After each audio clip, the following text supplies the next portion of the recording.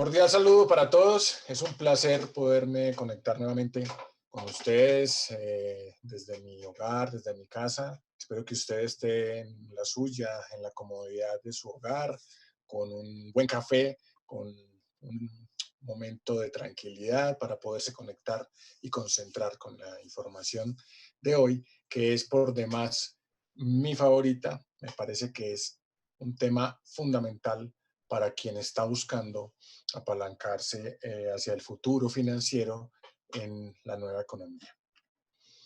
Hoy vamos a hablar de la economía colaborativa. Este tema es bien interesante porque marca una de las tendencias que hablábamos en la sesión anterior.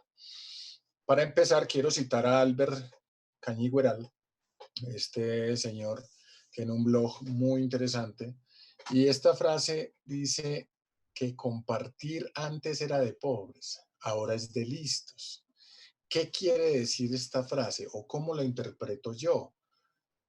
Tanto ha cambiado el contexto económico en el mundo que lo que antes se consideraba como algo tal vez negativo, hoy sea una cosa absolutamente positiva. Muy bien. ¿Qué es la economía colaborativa? Es un concepto bastante complejo, pero podemos tratarlo para entenderlo de la siguiente manera.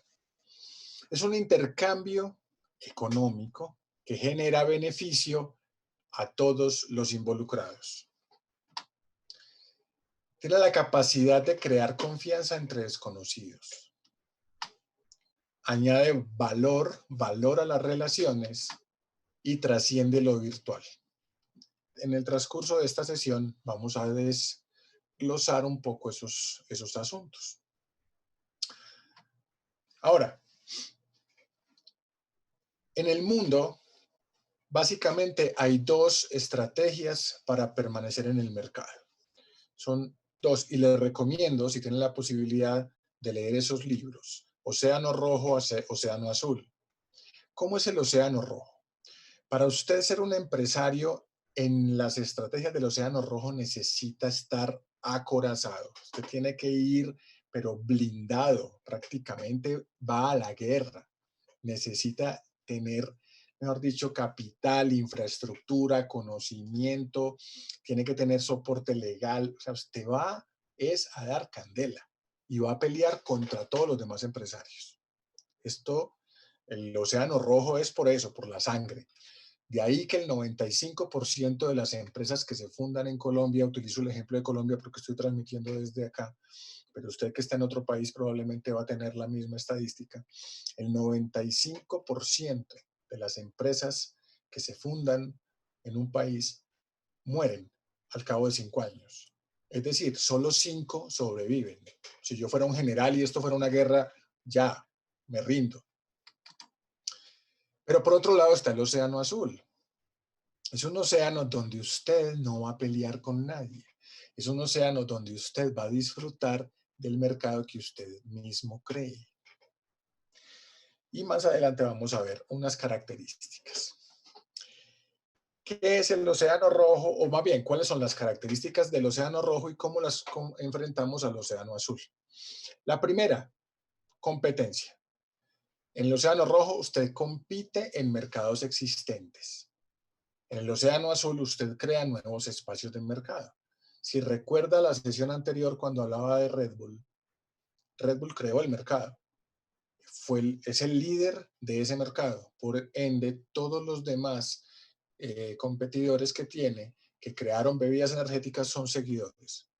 Pero para él fue suficiente ser líder durante el tiempo que fue, o me atrevería a decir que todavía lo es, porque con eso le fue suficiente para comprarse un equipo de Fórmula 1 y divertirse con él.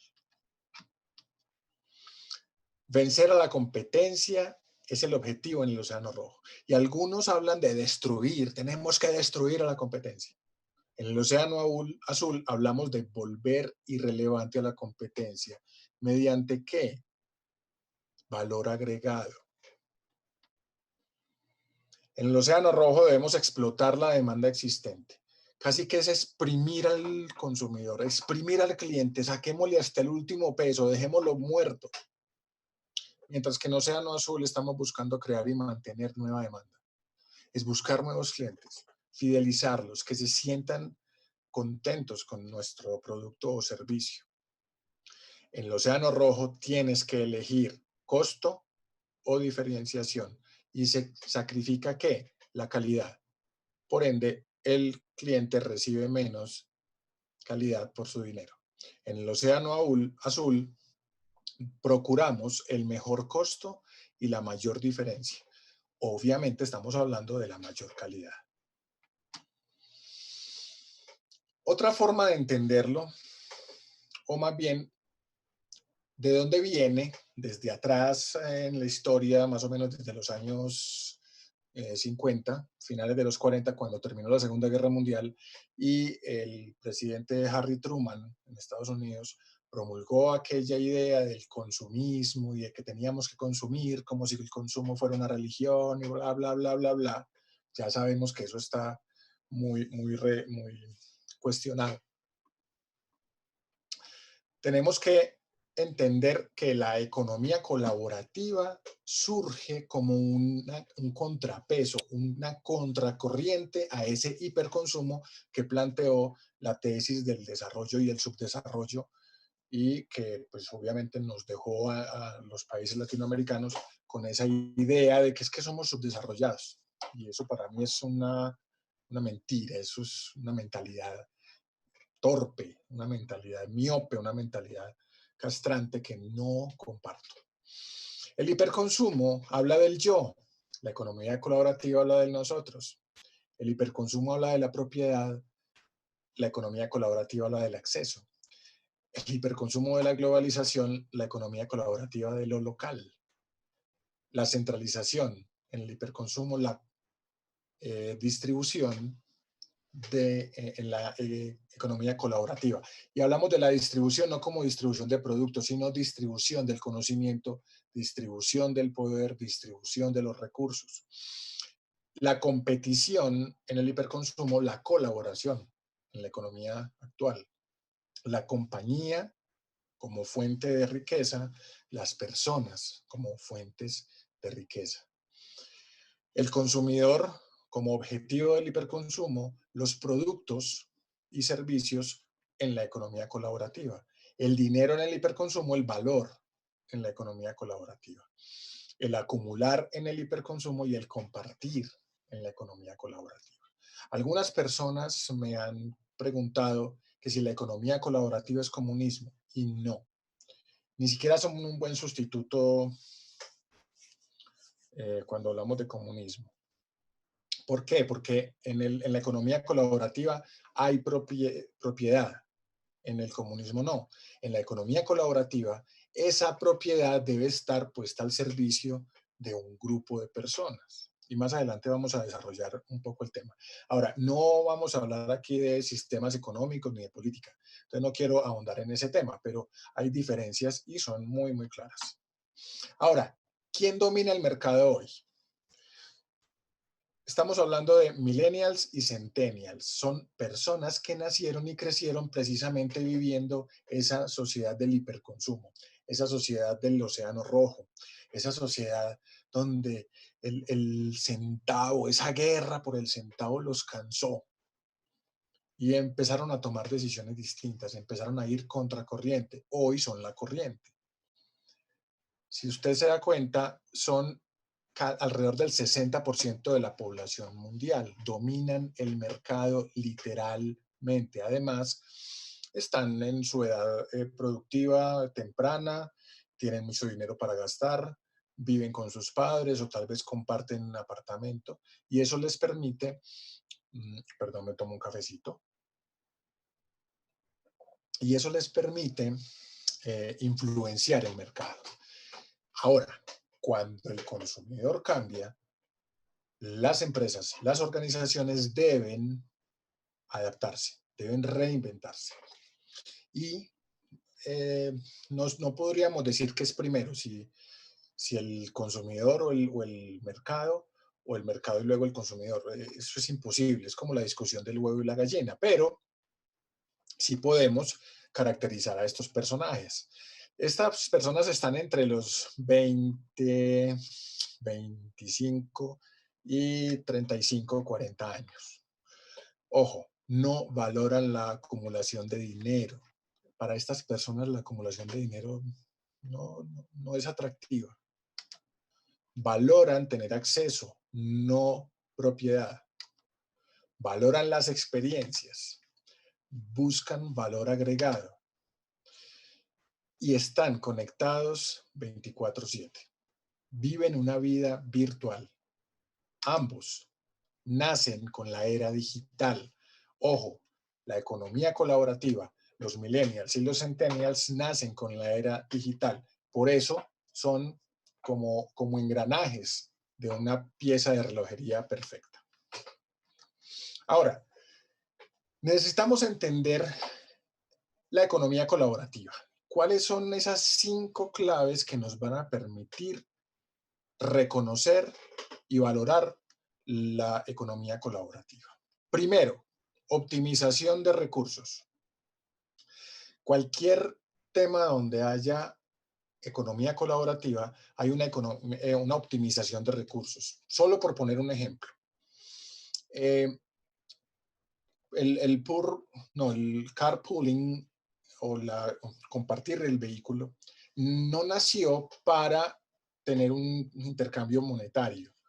Era más bien una contribución por parte de quien tenía un vehículo con 5 puestos y solo ocupaba uno y tenía un trayecto fijo durante la semana. Y las personas que tal vez necesitaban ese mismo trayecto y pues no querían tener un vehículo. Entonces, entre los 4 que podían hacer uso de esos puestos, hacían un aporte monetario para el mantenimiento o el combustible del vehículo. De esa manera todos ganaban. Eso es solo un ejemplo. Generación de confianza. Siempre tiene que haber confianza entre los involucrados. ¿Por qué? Porque yo no me imagino yendo por una avenida y diciéndole a la gente, ¿quiere compartir mi carro? Lo puedo llevar gratis si quiere, o le cobro una pequeña cantidad de dinero. Primero, yo no me siento seguro. Y segundo, la persona que está en la acera tampoco se va a sentir segura de montarse en el carro de un extraño. Pero si previamente hay confianza, es natural. Por eso funciona muy bien en pequeñas comunidades, en pequeños grupos de personas, compañeros del trabajo, vecinos de una unidad residencial, etcétera, etcétera, etcétera. Debe haber ánimo de lucro. Ojo, hay ánimo de lucro. Puede que no sea un ánimo de lucro excesivo. Me explico. Con el ejemplo anterior, yo puedo compartir el vehículo sin esperar lucrarme excesivamente, pero sí librar, por ejemplo, los costos de mantenimiento del carro. De lo contrario, es un favor. O sea, yo puedo llevar a una persona gratis porque voy hacia la ciudad. Yo vivo en las afueras de la ciudad de Medellín, en Colombia. Entonces, cuando voy hacia la ciudad, en un grupo que tenemos en una red de mensajería instantánea, pues cuento, voy para Medellín, alguien baja, a veces alguien dice, sí, yo bajo y lo llevo sin problema, pero para que sea economía colaborativa tiene que haber un intercambio económico, un aporte por parte de la persona que va a verse beneficiada. 4, establecer regulaciones y ser consciente de las prohibiciones. ¿Por qué? En el caso de Colombia, que es el que tengo a la mano, los taxistas tradicionales hicieron lo imposible por sacar a Uber del mercado. Obviamente sintieron amenaza, dijeron no podemos competir con los precios que maneja Uber, Uber no paga impuestos, nosotros tenemos que pagar impuestos de rodamiento, tenemos que pagar licencia de rodamiento, en fin, un montón de cosas. Hicieron todo lo que estaba a su alcance y por fin lo lograron. Uber se despidió de Colombia, pero en menos de 2 semanas estaba de regreso cambiando la forma en que declaraba ser su razón, o sea, prestar su servicio. Simplemente cambiaron, ya no estaban prestando un servicio de transporte, sino que estaban alquilando un vehículo con chofer. Punto, se acabó la discusión. Ahora, no defiendo ni a los unos ni a los otros. No digo que lo uno sea bueno o mejor o que el otro sea malo o peor. No, es solo para plantear un punto de partida, un ejemplo. Y quinto, debe haber una transformación económica para bien, ¿sí? Obviamente con todos los involucrados. Y el ejemplo clásico aquí es el de oh, Airbnb. Airbnb es una plataforma que le permite a una persona que tiene un espacio para, digamos, rentar o que puede rentar. Supongamos que eres soltero, vives en Bombay, en la India, y vives en un apartamento con 2 habitaciones. Por más que seas, solo puedes dormir en una a la vez. Entonces Airbnb te permite poner ese espacio a disposición de un tercero a través de la mediación de Airbnb, que verifica que las personas sean honestas, que no tengan antecedentes, etcétera, generan la confianza. Pero aquí viene lo chévere. En la India todavía hay unas costumbres arraigadas, unas costumbres tradicionales arraigadas que son muy atractivas para los millennials y para los centennials. Es decir, ir a Bombay a vivir como vive una persona en Bombay. No les gusta ir a un hotel 5 estrellas como el de las cadenas Hilton que hablábamos hace poco, sino que prefieren ir y vivir la experiencia de un verdadero ciudadano de ese país. Y aplica con Tokio, aplica con Nagasaki, aplica con el Cairo, aplica con, no sé, Chicago, Nueva Orleans, Los Ángeles, San Francisco, Londres, lo que tú quieras poner. Ahora, en ese intercambio cultural, la persona que va a conocer la cultura recibe experiencia, la persona que vive en la cultura recibe información. Y eso en ocasiones puede impulsar una revolución económica para una familia a través del, no sé, la persona que se hospedó en ese apartamento en Bombay sabe de hidroponía y reconoció que había una terraza y que tal vez ahí podrían cultivar alimentos, qué sé yo, cualquier cosa. Eso genera una transformación económica. Solo por poner un ejemplo. Muy bien, continuemos. La economía colaborativa tiene ámbitos de actuación en todas las actividades humanas. La producción, la alimentación, la movilidad, el intercambio de bienes, el turismo, los espacios, el trabajo de cuidados. Por ejemplo, personas que cuidan a aquellos que están en su tercera edad, que ya tal vez tienen problemas de movilidad, financiación, vivienda, conocimiento. Y obviamente hay muchos más, pero que no me gusta mencionar porque no me parecen éticos, pero que igual existen. Ahora, vamos a profundizar un poco en este tipo de, de iniciativas y vamos a entenderlas en su mecánica. Vamos a tratar de desmenuzarlas. Cuando yo empecé a investigar, empecé a interesarme por estos temas, cuando pensaba en Uber, pensaba en que yo debería tomar el carro y hacer Uber. Me imaginaba siendo conductor de Uber. Obviamente con el tiempo me di cuenta de que era más interesante ser el dueño de la plataforma Uber o entender cómo funciona Uber, cómo genera ganancias Uber y tratar de replicar ese mismo papel para mí. ¿Cómo funciona Uber? Hay un sistema movido por una o varias personas que busca generar dinero. ¿Cómo se genera el dinero? Uber conecta a una persona que tiene un vehículo y está dispuesto a trabajar o a compartir un trayecto, porque inicialmente estaba pensado era solo para compartir trayectos, y aprovechar esa capacidad instalada.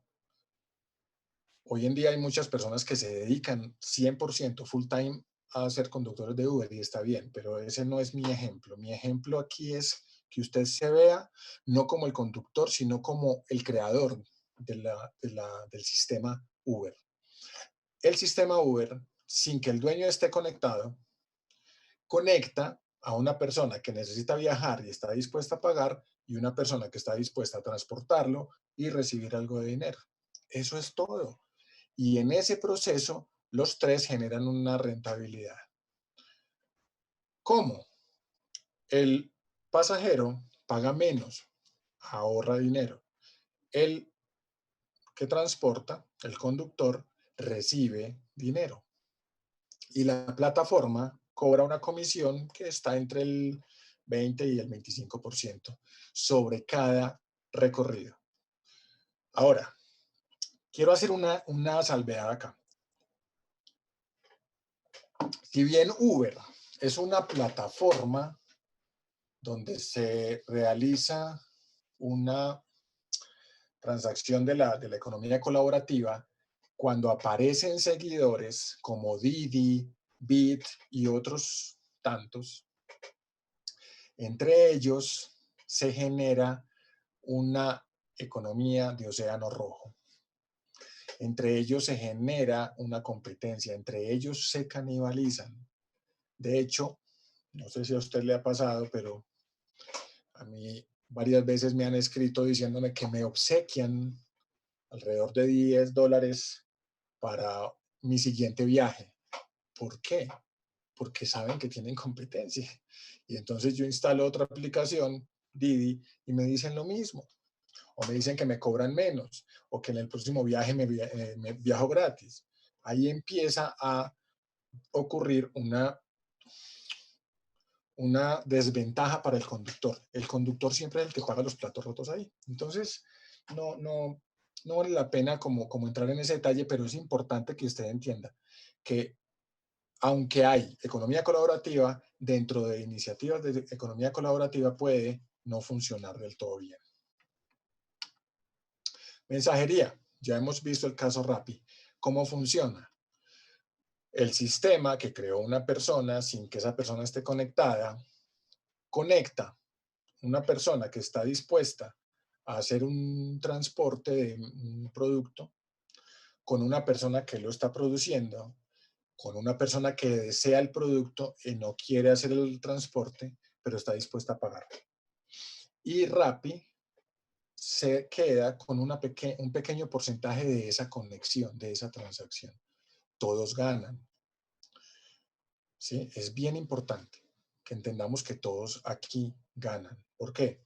Porque el chef tiene un mercado constante, tiene cash.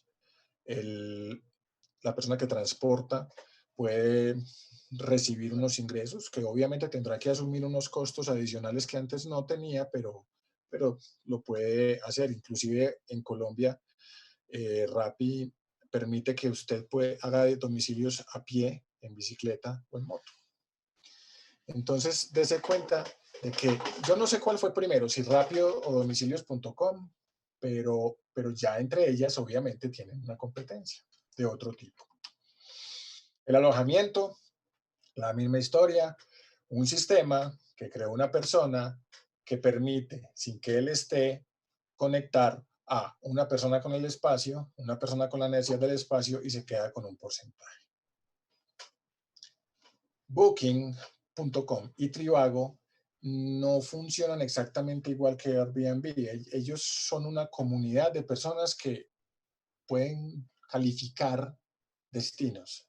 Y eso le permite a un tercero pues hacerse una idea de cómo es ese destino y tomar una mejor decisión. En ese caso están compartiendo información, no están compartiendo espacio. Airbnb llevó eso a un siguiente nivel y está muy, muy bien. También existe el crowdfunding, que es el financiamiento colectivo. Funciona básicamente buscando personas que quieren invertir, buscando obviamente una retribución económica, y las conecta con personas que tienen ideas pero no tienen capital. Recuerden que para usted montar cualquier oportunidad de negocio, cualquier emprendimiento necesita tres factores.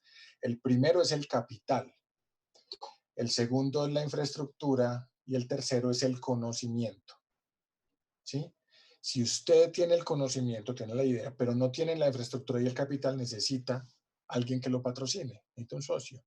El crowdfunding permite diluir los costos de inicio de una compañía o de una idea entre varias personas. ¿Por qué? Porque es más fácil encontrar 1.000 personas que estén dispuestas a invertir $10 cada una que encontrar una persona que quiera invertir 10.000. Además, se diluye el riesgo entre muchas personas. ¿Y cómo funciona? Exactamente igual. Una plataforma que creó una persona, pero sin que esa persona esté, conecta quienes están dispuestos a invertir en esa idea y quién tiene la idea. Aquí hay un tema bien interesante y vale la pena hacer la salvedad. En estas plataformas puedes encontrar iniciativas de economía colaborativa, pero también iniciativas de océano rojo, muy tradicionales. Por ejemplo, una persona puede decir que va a utilizar los recursos en algo muy romántico, muy lindo, y en últimas termina montando una licorera, una tienda de barrio. Yo, la verdad, no estaría dispuesto a invertir, aunque fuera poco dinero, en una tienda de barrio. Prefiero buscar iniciativas de economía colaborativa, o sea, un poco más actuales y con una mejor proyección. Y también es imposible de evitar o de no mencionar que también hay personas estafadoras que utilizan estas plataformas para pintar un océano azul, pero resulta que ese océano azul es un océano de mentiras y terminan estafando a mucha gente. Hay que andar con cuidado, hay que investigar a fondo, hay que leer, hay que consultar la legislación de su país, de su región y definitivamente investigar a fondo. ¿Por qué? Porque siempre es posible que aparezca un engaño. Está el coworking. El coworking es bien interesante y no es nuevo. Esto empezó a gestarse por allá en los años 60 y lo que planteaba era que en un espacio yo podría poner varias personas de distintas disciplinas con distintos conocimientos a trabajar en sus proyectos personales, pero que en la interacción normal que se da en un espacio de trabajo, las ideas mías puedan aportar a los proyectos de otros y viceversa. Y Starbucks, que es un ejemplo muy interesante, surgió un poco de esa manera, ¿cierto?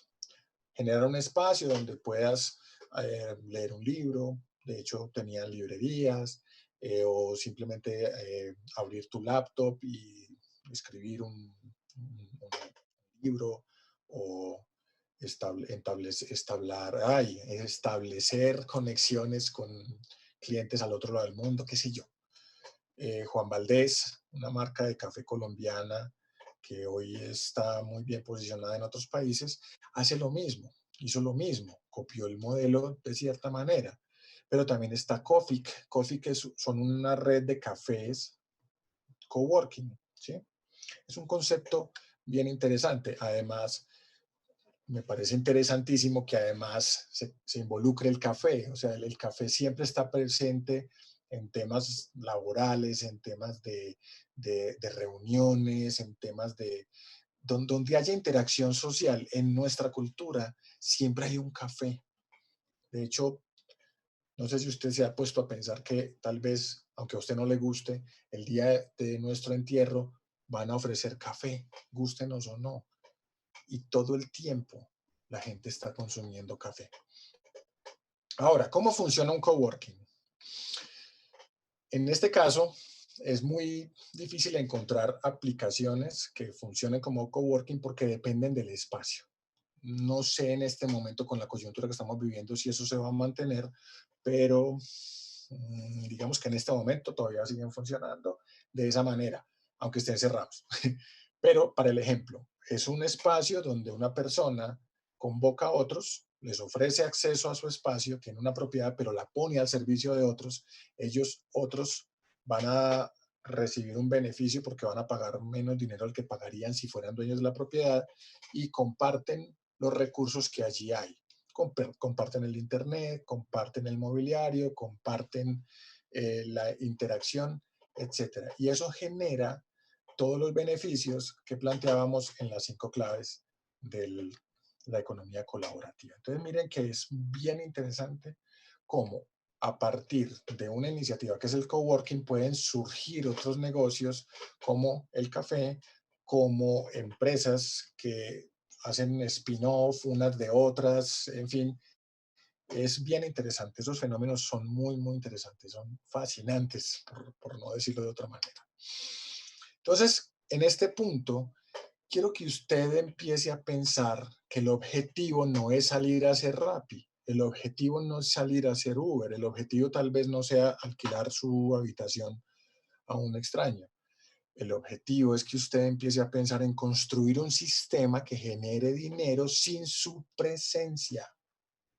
Ese, ese es un fin digno en nuestra economía, ese es un fin completamente digno.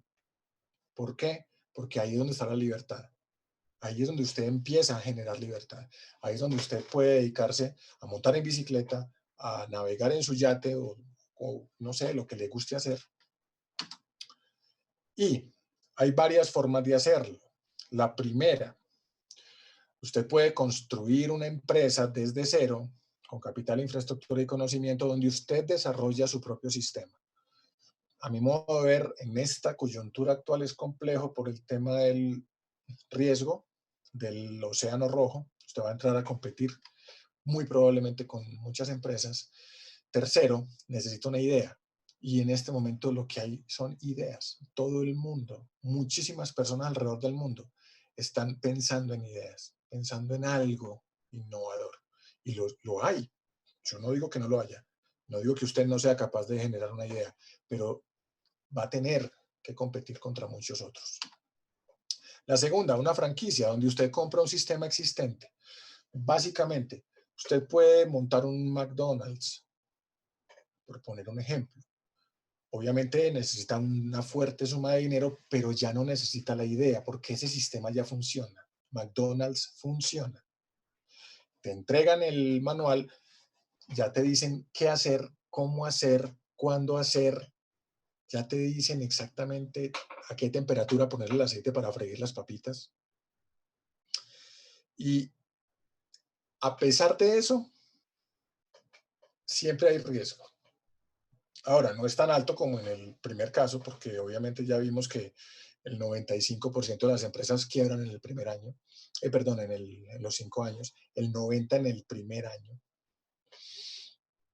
pero igual hay riesgo. Y por último está la franquicia personal. Ojo, esta franquicia personal es el top, es el último modelo de la economía colaborativa. Es lo más avanzado, lo más desarrollado que existe. Sin embargo, no siempre ha alcanzado su madurez. Ha habido un proceso largo de afianzamiento y hay que mirarla con cuidado. ¿Por qué? Porque igual que en otros contextos, no todo lo que brilla es oro. Entonces hay que estar muy atento. La franquicia personal es aquella donde usted compra el sistema, pero usted hace parte del sistema. Usted entra a ser parte de ese sistema y a poner su conocimiento, a poner sus recursos, a poner sus habilidades, su capacidad instalada al servicio de otros y al mismo tiempo al servicio propio. ¿Cómo funciona una franquicia personal? Una franquicia personal funciona muy parecido a las que vimos anteriormente, donde usted hace parte del sistema que va a conectar un producto o un servicio de una compañía con otros consumidores u otros clientes.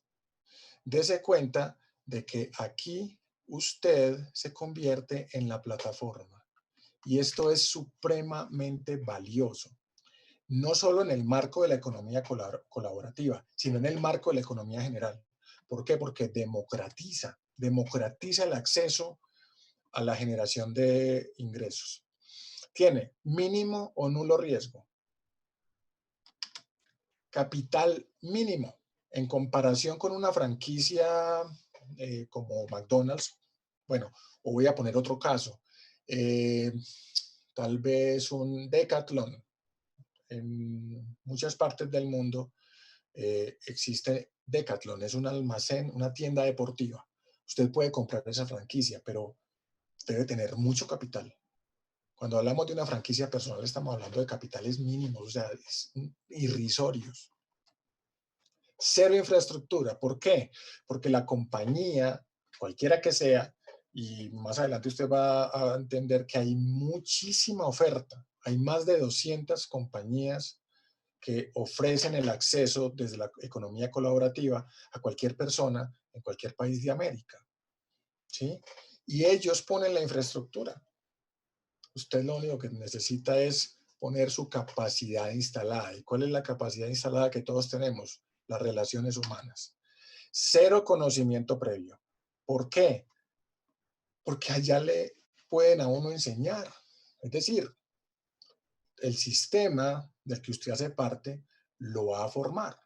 ¿Para qué? Para que usted tenga un papel relevante dentro de esa economía, dentro de ese modelo económico. Funciona como un side business o un side income. ¿Qué es esto? Todos tenemos un flujo de efectivo principal. Para nadie es un secreto que es muy buena idea tener siempre un segundo negocio, un ingreso adicional, un ingreso alternativo. Y lo que estamos viviendo con la pandemia ha demostrado que no solamente es interesante, sino que a veces es obligatorio. Hay personas que hoy están enfrentando la posibilidad de tener cero ingresos a partir del próximo mes. De hecho, hay personas que ya están en esa situación, cero ingresos, porque la empresa para la que trabajaban simplemente tuvo que cerrar. No tuvo el pulmón financiero para aguantar 2 meses sin generar ingresos. Y a prueba de recesiones.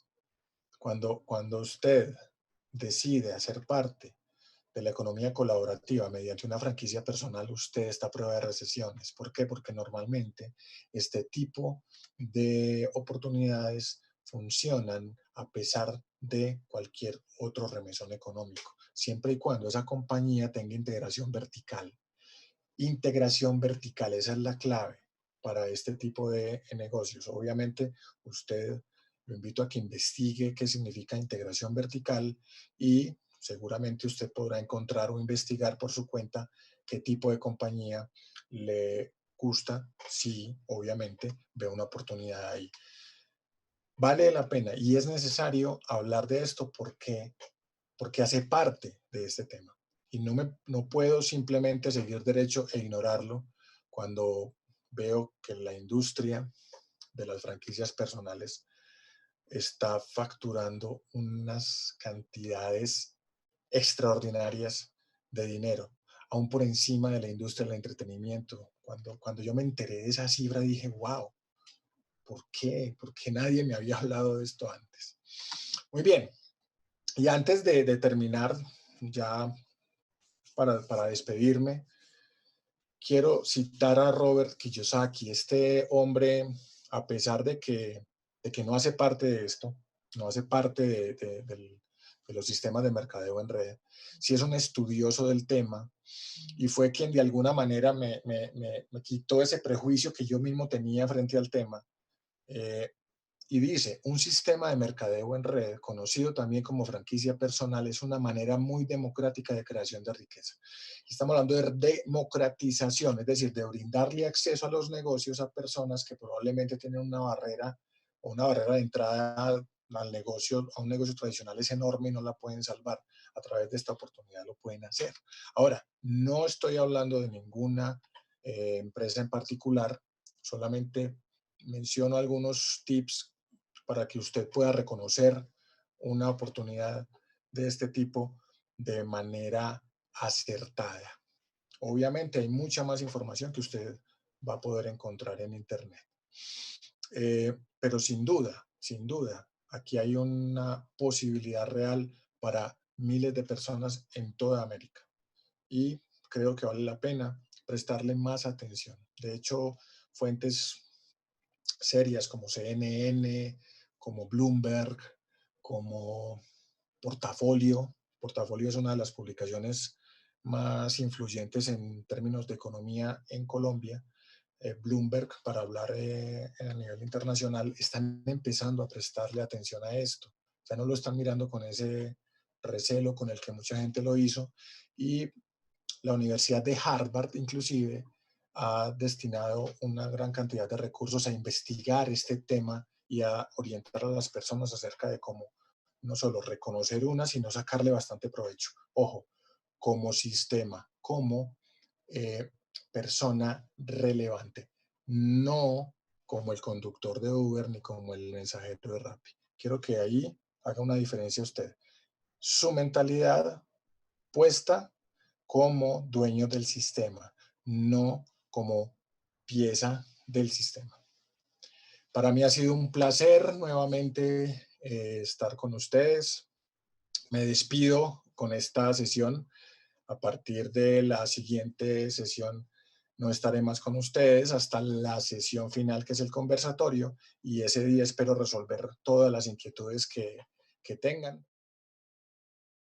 No sin antes recordarles que en la próxima sesión vamos a contar con la presencia de una mujer sumamente interesante, contadora pública de profesión, que nos va a dar una información muy importante acerca de cómo reconocer negocios tipo unicornio. Si recuerda las megatendencias, ahí mencionábamos ese concepto de unicornio y Mónica en la próxima sesión va a explicar cómo reconocerla. Recuerde darle like al video en YouTube. Eso va a ayudar mucho para que Continental pueda continuar con la educación gratuita y suscribirse al canal para estar recibiendo constantemente más información en temas de emprendimiento, de economía y de finanzas personales. Un gran abrazo para todos y una feliz tarde, noche o mañana. No sé en qué momento está usted escuchándome, pero de todos modos deseo lo mejor para usted. Éxitos, bendiciones. Muchísimas gracias al orador del día de hoy, a Continental por hacer posible esta difusión de información y a todos ustedes por conectarse con la educación que cambiará de manera radical la forma de hacer negocios. Recuerda que mañana te vamos a compartir el enlace de la siguiente sesión, que estará habilitado desde las 8 de la mañana hasta la medianoche, 12 de la noche. Recuerda tener a la mano dónde tomar nota para resolver todas tus preguntas al final del seminario. Y lo más importante, recuerda siempre cumplirte a ti mismo y en todo momento. Hasta pronto.